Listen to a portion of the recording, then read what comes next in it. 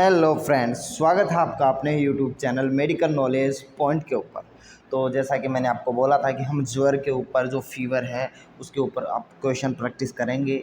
तो मैंने आपके लिए बहुत ही 10 इंपॉर्टेंट एमसीक्यू तैयार किए हैं जो कि एग्ज़ाम के पॉइंट ऑफ व्यू से बहुत ही ज़्यादा इंपॉर्टेंट है। और ये जो है फीवर है, ज्वर है, उसके लगभग इसके टाइप्स, भेद, उन सभी को कवर करते हुए आएंगे। तो बिना किसी टाइम वेस्ट किए शुरुआत करते हैं क्वेश्चन नंबर फर्स्ट से। तो देखिए क्या है क्वेश्चन नंबर फर्स्ट कि रक्त, देखिए एक एक कोटेशन का मीनिंग बताऊंगा मैं आपको ध्यान से सुनना है, इसको समझना है। ओके, तो देखिए इसमें गिवन है कि रक्त धात्वाश्रय विषम ज्वर। तो सबसे पहले हम इसका मीनिंग समझते हैं कि रक्त धात्वाश्रय मतलब जो रक्त है, ब्लड है, उसके अंदर विशेषण हुआ है, प्रदूषित हुआ है। किसके कारण? धातु आश्रय ने, धातु में आश्रय हुआ है। किसका? विषम ज्वर। विषम मतलब जो दोषों के त्रिदोष है, वात पित्त और कफ, उनके अंदर विषमता उत्पन्न होने से रक्त धातु है वो दूषित हुई है।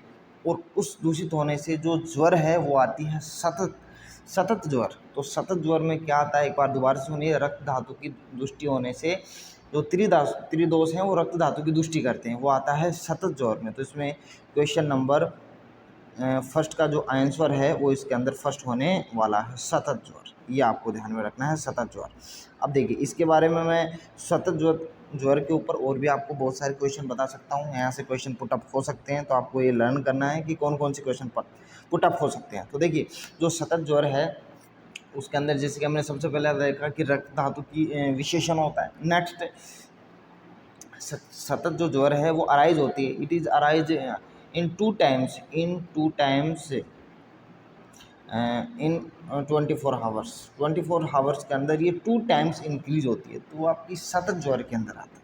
ओके, ये आपको क्वेश्चन लर्न करना है, याद करना है। ओके, आगे चलते हैं। ज्वर के बाद में हमारा जो नेक्स्ट क्वेश्चन है, इंपॉर्टेंट क्वेश्चन है, वो क्या है सुनिएगा कि ज्वर विच इज दुसाध्य मीन्स डिफ़िकल्टी इन क्योरेबल, जो कि ट्रीटमेंट के अंदर डिफ़िकल्ट है। तो इसके अंदर रस धातुगत ज्वर, धातुगत ज्वर, विकृत ज्वर और एक मानसिक ज्वर। तो आपको वीडियो को पॉज करना है और बताना है कि इसका जो राइट आंसर है वो क्या रहने वाला है।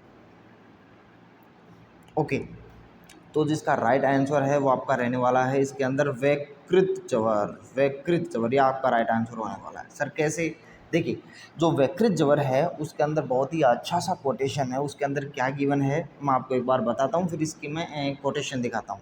कि देखिए वैकृत ज्वर का मीन्स ये समझिए, वैकृत जैसे कि सीजन है, सीजन के अकॉर्डिंग दोषों का आपको पता है कि वेरिएबिलिटी चलती रहती है। दोष जो हैं सीजन्स के अकॉर्डिंग वेरिएशन करते हैं, उनका प्रकोप प्रशमन होता रहता है। तो फॉर एग्जांपल जैसे वात दोष है, शरद ऋतु के अंदर पित्त दोष का एग्रीवेशन होता है। ठीक है, इसका मतलब पित्त ज्वर होना एक कॉमन सी बात है, जनरल पॉइंट है। लेकिन मैं आपको बोलूं कि इन शरद सीजन के अंदर कफ दोष की प्रधानता है, कफज ज्वर है। ओके, उस सेम टाइप ऑफ उसे जो वर्षा ऋतु है, वर्षा ऋतु के अंदर पित्त जन्य ज्वर है। कि जो शरद सीजन है, सीजन के अंदर कफज ज्वर है। ठीक है, इसके साथ साथ जो जो ऋतु है उसके अंदर, वर्षा ऋतु के अंदर पित्तज ज्वर है।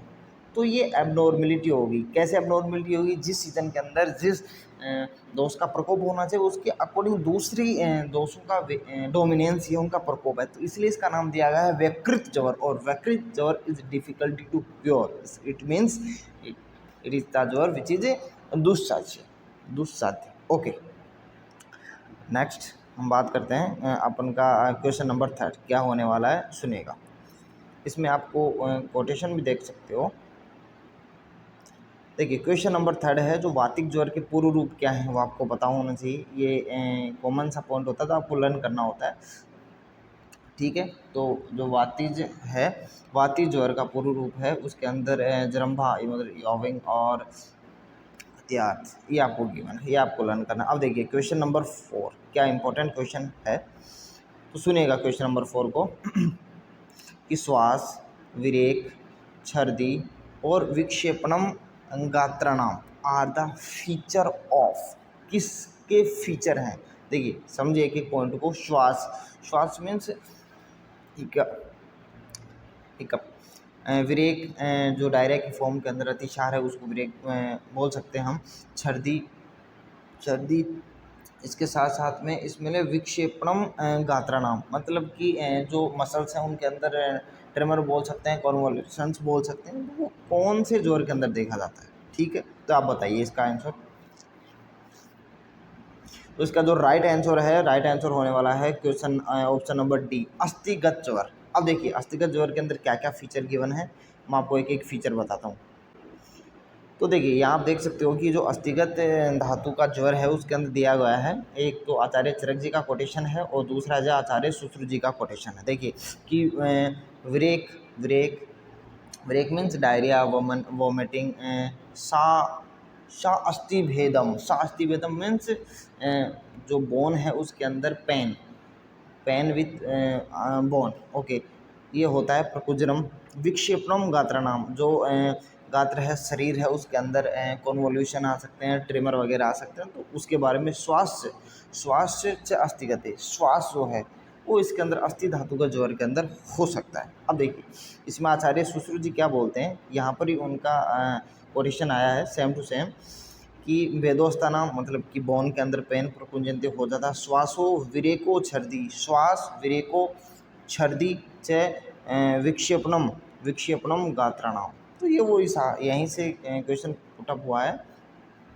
इसके अंदर श्वास, विरेक और छर्दी और इसके साथ साथ में गात्राणाम, विक्षेपणम देखने को मिलता है। ये आपको लर्न कर लेना।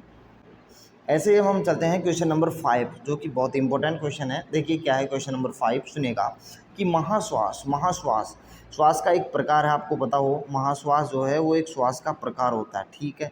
तो महाश्वास के अंदर क्या है, महाश्वास इस सीन, कौन सी कंडीशन जो है उसके अंदर महाश्वास देखा जाता है, ये आपको पता करना है, ठीक है। बताइए। तो इसका राइट आंसर होने वाला है ऑप्शन नंबर बी, मज्जागत ज्वर। देखिए मज्जागत ज्वर के अंदर क्या होता है, एक बार आप सुनिएगा।